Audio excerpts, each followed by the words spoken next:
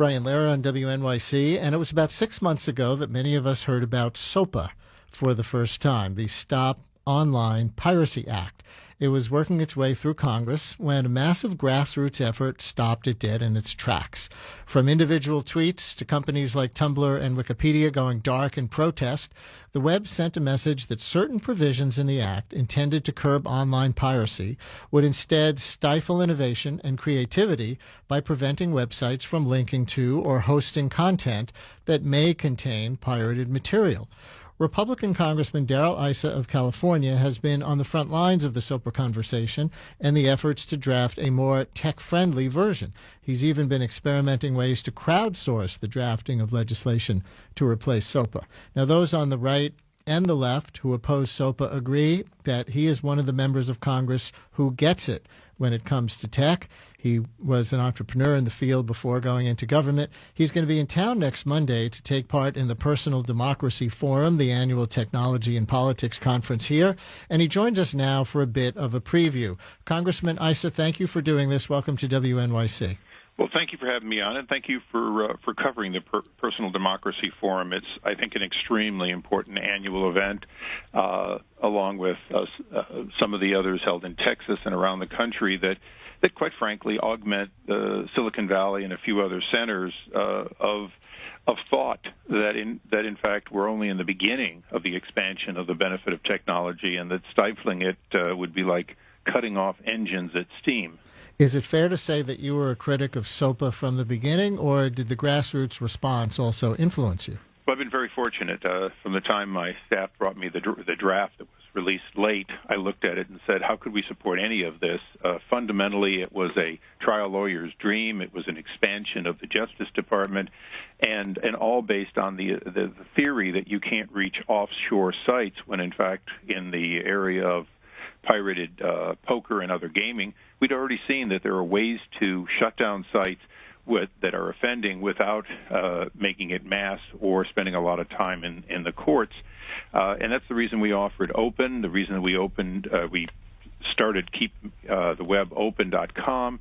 And as you said about crowdsourcing, the whole idea of legislation came up with the Madison Project and said, never, never, never again do I want to see a piece of legislation where and this was not the Obamacare, but that you had to pass it before you could find out what was in it. That was what they wanted us to do. They dropped it at the last minute. It wasn't available to the public. And as people began to know, even co-sponsors of the bill began dropping off. Obviously, the 7,000 tech companies in their websites shutting down, blacking out, or indicating some form of non-acceptance made a difference that probably will be remembered in history as a turning point of intellectual property narrowly versus intellectual property and intellectual rights broadly. Do you think people mischaracterize this issue and the response as coming from the left of the political spectrum? Well, I think they did. This is, ultimately the Constitution and the balance between intellectual property and free speech. That's been something that from our founding fathers who were apolitical through the generations of both parties, we've fought very hard together to maintain those rights. And I certainly had people that would be considered progressives on the left and people significantly to my right who all woke up and said, hold it, this is not the right approach. We've got to do it constitutionally. Yeah. And you got your start as a businessman in the electronics industry on 37 patents, I read. You're a longtime advocate of lower taxes, free markets, small government. So what's the conservative business-oriented argument against a bill that fights online piracy of corporate content? Well, I think the important thing is that we already have Article III courts, what you think of as federal district courts. You can go to those. That's a remedy against somebody domestically in the U.S. We also have something called the International Trade Commission, originally started, quite frankly, be somewhat protectionist, but they are where you see most high-profile patent cases on the importation of everything from cell phones to the iPad being argued, and the Xbox as we speak. So it's not like there isn't a court that is dealing with importation. The only oddity, and this is what the Open Act tries to fix, is that the ITC does not have the jurisdiction over essentially Internet importation by simply giving this historic administrative law judge-oriented court. It's part of Department of Commerce. You can have an organization that has only the authority to look externally, only the authority to look at foreign importation, but at the same time has had that mandate for decades and has done an extremely good job. So am I against stopping online piracy? Of course not. I just want to make sure that the tool is surgical and not a chainsaw to repair, a tear in the knee that you got, sliding into first. So in response, because you don't slide into first. You don't slide into first. I had to correct myself, and I didn't get to home base yet in this conversation. Unless you're going back on a pickoff. But anyway, you and Oregon Democratic Senator Ron Wyden, so bipartisan, have introduced Open. And one of the steps that you've taken is an effort to crowdsource the legislation, as you mentioned, at keepthewebopen.com. People can add their own language or edit existing language. Given the nature of most comments pages, do you really think the crowd can write intellectual property legislation? Well, of course, the nature of the site is somewhat like Wikipedia, but somewhat different in that the idea is these are effectively public comments, but public comments that we ask to be specific and that we make available to everyone else who then goes on to review. So people know this is what I said, maybe not in the best legal form, but this is what I said, this is what I'm saying you should change or strike. Everyone can see who's suggesting that. They can comment on that suggestions. They can even suggest over it. What we see is the fruit that we need to pick in order to make a better bill. And more importantly, never again can someone say, well, everyone's in favor, as they did with SOPA and PIPA. There was an implication, at least here in the House, that only Google objected. 7,000 websites later, we know that isn't true. Can you name one thing that you've learned from the process? Can you point to something an average citizen added that actually could end up in the final legislation?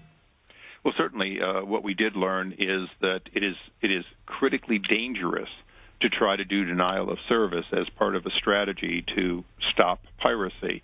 And we learned that from, of all things, the Lawrence Livermore Labs. And in fact, the director there making it very clear that the strategy that was originally in SOPA would, in fact, actually make it easier for tools to be used to make the Internet vulnerable because of the instability that it happens when you deny service in that way. But I think the lesson, and I think the lesson that your listeners want to hear is government can work, but it has to use, the private sector has to use tools that get to government. And the idea that you go to the Internet, that you use social networking, that you don't find out that you're not alone by asking others to participate. If you scream and nobody answers, maybe, in fact, you were the only one. But in the case of SOPA and PIPA, we very quickly realized that we had a vast audience of people, including some who create the very content that's being pirated, who jumped up and said, "You're right." And so can the social networks work on overtime? Yes. Facebook was critical in this. Obviously, there were tweets galore going. And I think most importantly, the leaders in the industry invited in all of the entrepreneurial startups and found solidarity. Republican Congressman Darrell Issa of California, my guest on WNYC. And as I mentioned, he's going to be in town next week as part of the Personal Democracy Forum, which looks at the intersection of technology and politics. Congressman, before the show today, one of the founders of that told us that the big tech story going into the 2012 election is the rise of big data. That in 2008, it was all about using social media to drive votes, but in 2012, it's all about online data and information to target voters. Do you see that shift? Oh, we absolutely do, and micro-targeting as a result of that is important. But this is also something where if you want to, post-election, get a better government, you need access to the data. The strange thing is big data is available in almost any area. If you want to find out what my buying habits are or what the buying habits of my community are, or even the information from the census, you can do it. If you want to find out where government spends money, how the GSA's party was funded, that material is not available, even though it's not if you will, secret.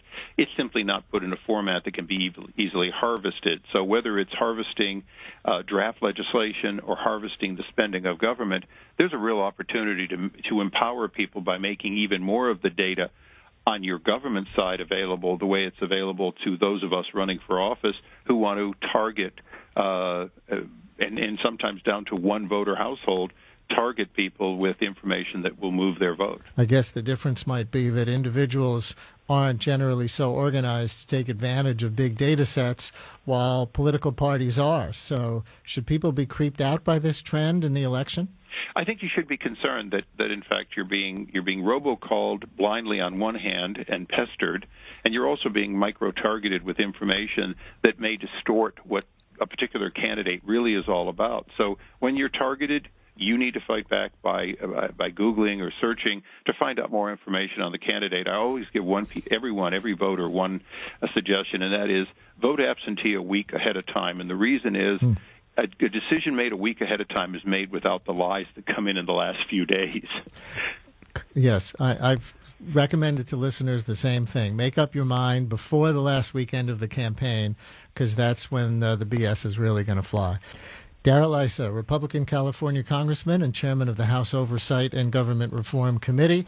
Folks, if you want to attend the Personal Democracy Forum and see him and many others, it's next Monday and Tuesday, and we've got a link on our page at wnyc.org. Click on Brian Lehrer Show. His KeepTheWebOpen.com, the crowdsourcing project, is at that address, keepthewebopen.com, on how to follow up on SOPA, and he is one of the most active tweeters in Congress at Darrell Issa. Thank you so much for giving us some time. Good luck at PDF. Thank you so much. Bye-bye.